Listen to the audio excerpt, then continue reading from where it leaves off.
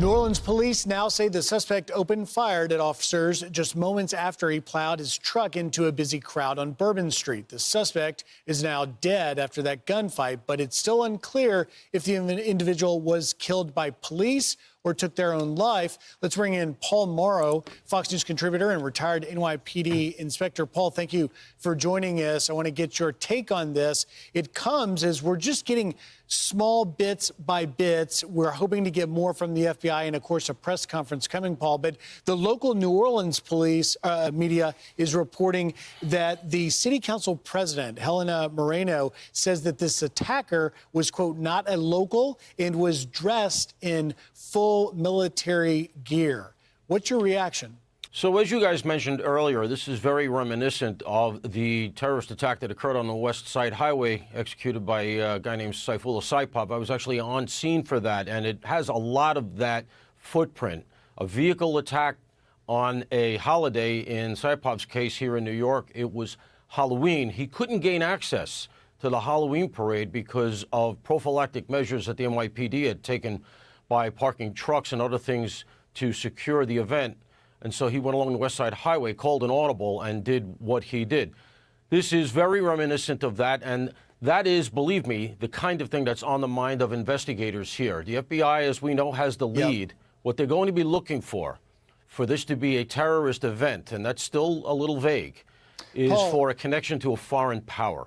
Paul, let me jump in. Fox News can now identify a high-level source within the New Orleans Police Department says officials have identified the suspect who drove the truck. The suspect identified as Samshud Din Jabbar. Now, Jabbar was carrying a Glock pistol and a .308 rifle that had been reportedly stolen in New Jersey. The .308 rifle was equipped with an optics and/or suppressor. There are at least 4 or 5 other suspects involved. That's a big detail right there, identifying, again, the suspect as a Samshud Din Jabbar, but 4 or more individuals also involved. This is becoming a different story, Paul. Yeah, and that tracks with the information that I've been receiving as well, including the identity. I would caution relative to the other people involved. Let's see how they've confirmed that and where they're going with that. The indicia there may be a little bit soft, and as we've learned so many times in the past, a lot of the early reporting on an event tends to be undermined as things clarify. But certainly the identity does look to be accurate. Doesn't look like he's from the area, but what they're going to be looking for here, and my suspicion is there's likely a manifesto or something like that in the truck or in his home or online. Somehow or other, he's communicated something like that. Because, again, going back to the event that happened here in New York, there was a manifesto in the truck. This looks so reminiscent of that I wouldn't be surprised if when they dump his computer and do various other things, they're going to find out that he was looking at that event and maybe decided that he was going to try to copycat it, essentially, because it really, really does track to that.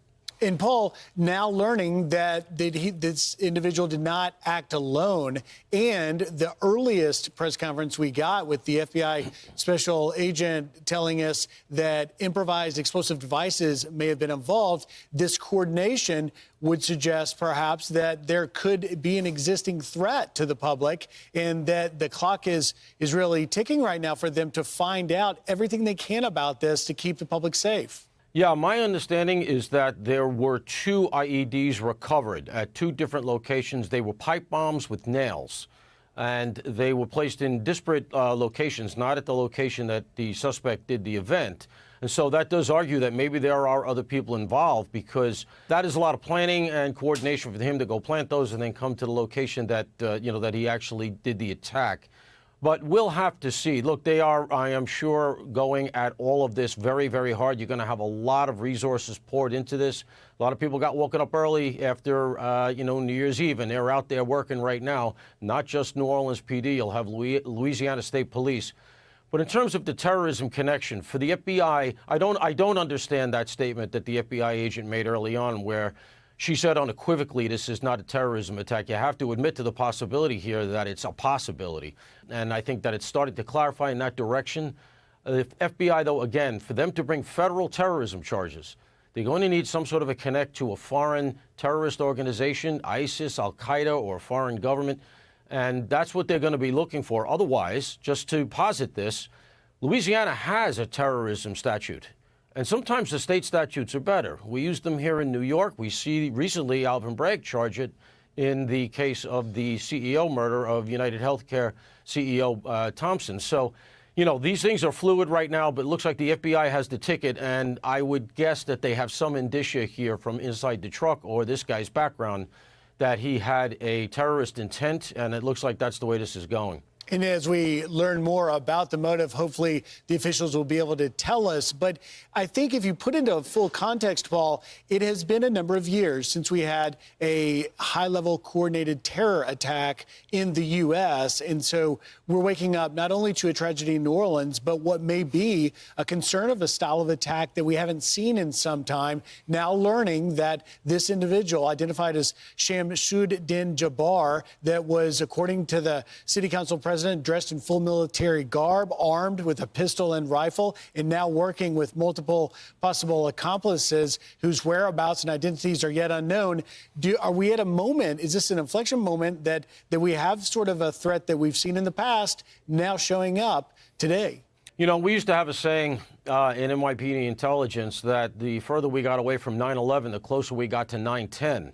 And for those who do this sort of work, this Islamist-inspired terrorism or any terrorism-inspired, however, never goes away. That is your remit, and that's what you're supposed to be doing 24/7. So for the people in the business, this hasn't gone away, but it may have gone away for the public. And unfortunately, that's ignorance is bliss. This stuff is always bubbling under, especially around large events. You know, in the year that Saipov did what he did, we had two other events here in New York, one in Chelsea, a bomb that detonated, and another one in the Port Authority. So these things tend to come in copycats. They tend to come in waves. We can't be blind to what has gone on in Gaza and things overseas. So while we may have been living in a little bit of a cocoon here, thinking that terrorism was in the rearview mirror, for those in the business, it hasn't gone away. And, you know, I can tell you that they've been on this and will continue to be. Paul Morrow, thank you for your time. We appreciate that.